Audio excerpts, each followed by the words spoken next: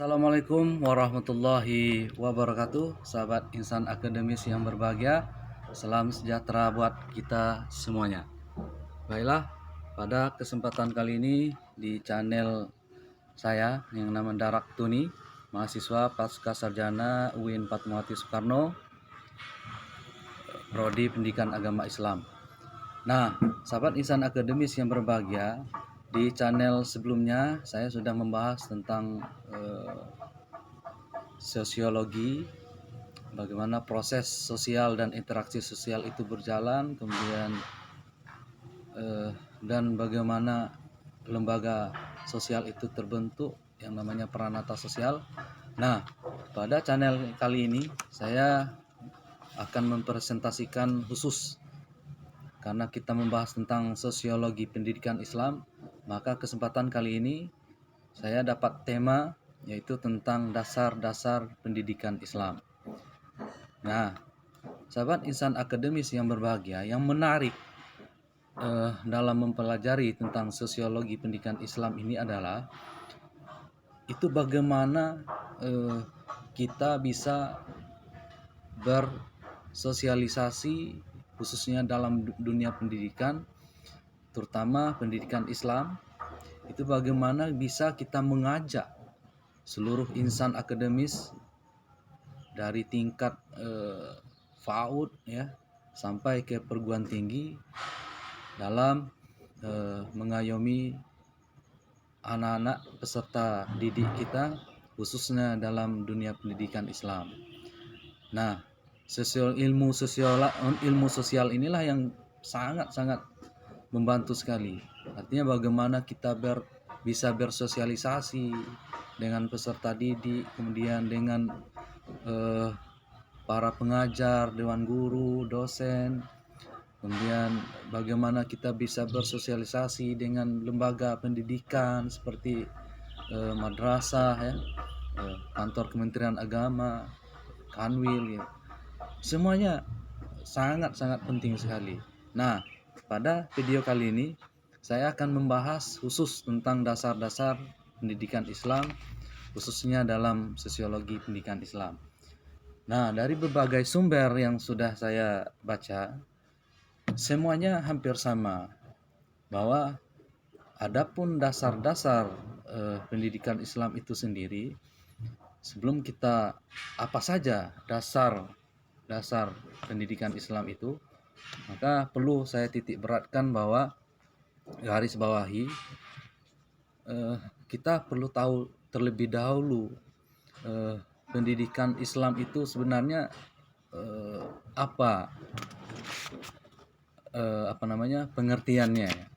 Nah, dari berbagai sumber itu banyak sekali yang penulis baca, namun ada beberapa sumber yang penulis ambil kesimpulan bahwa seperti yang ditulis oleh Zakiyah Derajat ya tentang dasar-dasar pendidikan Islam, kemudian itu banyak sekali. Jadi landasan pendidikan Islam itu sendiri, itu semua buku atau dasar-dasar pendidikan Islam itu sendiri, semua buku itu mencantum bahwa ya tidak terlepas yang namanya dari Al-Quran dan hadis. Nah, dari semua tokoh yang membahas tentang dasar-dasar pendidikan Islam, ini ada penulis kutip menurut Zakiyah Derajat lebih dan juga banyak pemikiran lain, itu bukan hanya Al-Quran dan hadis yang menjadi dasar pendidikan Islam itu. Menurut Zakiyah Derajat tentunya, dia menuliskan bahwa dasar pendidikan Islam itu banyak sekali, bukan hanya Al-Quran dan hadis, namun dapat dikembangkan melalui ijtihad ya, al-maslah al-mursalah ya, istihsan, qiyas dan sebagainya ya. Kemudian menurut Hasan Langgulung juga saya kutip juga banyak dasar-dasar pendidikan Islam hampir sama dengan Zakiyah Derajat. Itu selain Al-Quran dan hadis juga ada kaul sahabat ya, masalih al-mursalah, al-urs ya, ijtihad, kemudian intelektual muslim ya. Ini sebagai dasar dari pendidikan Islam. Nah, pada kesempatan kali ini saya tidak akan membahas apa itu Al-Qur'an, apa itu hadis atau sunnah, apa itu al-masalah, al-mursalah, qiyas, istisan, ijtihad ya. Itu bisa kita pelajari sendiri nanti. Namun yang jadi titik berat pada kesempatan kali ini, saya ingin menjelaskan bahwa adapun yang menjadi dasar pendidikan Islam itu sendiri adalah, artinya kita tidak, dalam dunia pendidikan Islam kita tidak boleh terlepas yang namanya dari landasan berpikir ya.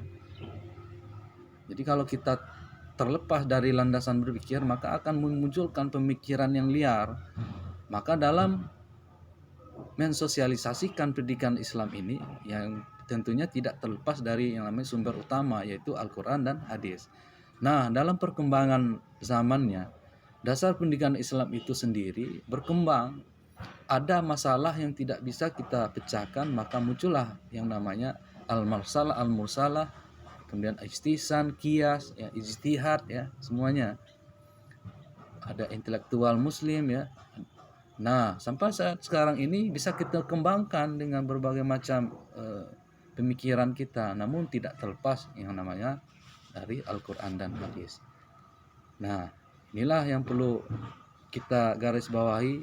Seperti di layar video saya itu disebutkan bahwa yang menjadi acuan dalam pendidikan yaitu harus bersumber pembelajaran dan kekuatannya dapat mengaturkan pada aktivitas yang diciptakan itu, yaitu hal tidak terlepas dari yang nilai yang terkandung dalam nilai Al-Quran dan hadis. Jadi dasar pendidikan Islam ini tidak terlepas, namun selalu identik dengan yang namanya Al-Quran dan hadis. Nah, dari kedua sumber inilah kemudian muncul sejumlah pemikiran ya, pengembangan pemikiran, sehingga memunculkan masalah baru di umat Islam dari berbagai aspek ya, termasuk masalah pendidikan Islam ini. Maka muncullah pemikiran-pemikiran, maka ada muncullah ijtihad tadi di dalam dunia pendidikan. Nah, sahabat Ihsan akademis yang berbahagia, terkait dengan apa sebenarnya maksud dari dasar itu sendiri, artinya menjadi landasan berpikir, tolak ukur, pedoman ya dalam mengembangkan dunia pendidikan Islam. Maka tentunya Al-Quran lah yang menjadi sumber utamanya, dan hadis ataupun sunnah yang menjadi penjelasannya. Maka banyak sekali di Al-Quran yang menjelaskan bahwa dasar-dasar timbulnya pendidikan Islam itu, seperti Quran surat Al-An'am itu ayat 38 itu dikatakan bahwa A'udzubillahi minasyaitonirrajim, bismillahirrahmanirrahim, wa ma min dabbatin fil ard wala ta'irin yatiru bijanahaini illa ummatun amsalukum ma faradna fil kitab min syai'in summa ila rabbihim yuhsyarun. Ini banyak sekali sumbernya, namun saya petik di Quran surat Al-An'am, surat ke-6 ayat 38. Itu yang artinya bahwa, dan tiadalah binatang-binatang yang ada di bumi ini dan burung-burung yang terbang dengan kedua sayapnya, melainkan umat juga seperti kamu ini, artinya manusia ini, tiadalah kami alpakan sesuatu di dalam Alkitab, kemudian kepada Tuhan mereka lah dihimpun. Jadi semuanya tercantum di dalam kandungan Al-Quran. Kemudian ini yang sangat penting sekali di Quran surat An-Nahl Quran surat yang ke-16 ayat 89 itu dikatakan, Bismillahirrahmanirrahim, wa nazzalna 'alaikal kitaba tibyanan likulli syai'in wa hudaw wa rahmah wa busra lil muslimin yang artinya dan kami turunkan kepadamu Al-Qur'an, Alkitab ya, untuk menjelaskan segala sesuatu dan petunjuk serta rahmat dan kabar gembira bagi orang-orang yang berserah diri. Nah, ini udah menjelaskan bahwa Al-Qur'an itu menjadi penjelas, menerangkan yang petunjuk bagi seluruh manusia, insan, serta menjadi rahmat ya dan kabar gembira bagi manusia. Artinya apa? Seluruh Al-Quran ini menjadi dasar utama fondasi berpikir kita dalam kehidupan sehari-hari. Nah, inilah yang menjadi dasar-dasar pendidikan Islam. Nah, di dalam hadis juga begitu, juga banyak sekali hadis yang mengatakan bahwa pendidikan Islam itu sangat penting bagi kita, seperti hadis yang diriwayatkan oleh hadis riwayat Ahmad, Abu Daud dan Ibnu Majah. Itu dikatakan, barang siapa mempelajari suatu ilmu yang tidak mencari keridhaan Allah, tetapi hanya untuk mendapat nilai-nilai material dari kehidupan dunia, ia tidak akan mencium harumnya surga. Banyak sekali. Barang siapa melewati suatu jalan untuk mencari ilmu, Allah mudahkan untuknya jalan ke surga. Itu hadis riwayat Muslim. Kemudian hadis riwayat Ahmad, Abu Daud dan At-Tirmizi juga. Barang siapa yang ditanya tentang suatu ilmu yang diketahuinya, lalu ia menyembunyikannya, maka ia dikekang pada hari kiamat dengan kekangan dari neraka. Jadi banyak sekali hadis yang menceritakan tentang manfaat kita menuntut ilmu. Jadi sahabat insan akademis yang berbahagia, intinya pada channel kali ini, adapun yang menjadi dasar landasan berpikir kita dalam pendidikan Islam itu adalah selain Al-Quran dan hadis, juga bisa kita berijtihad.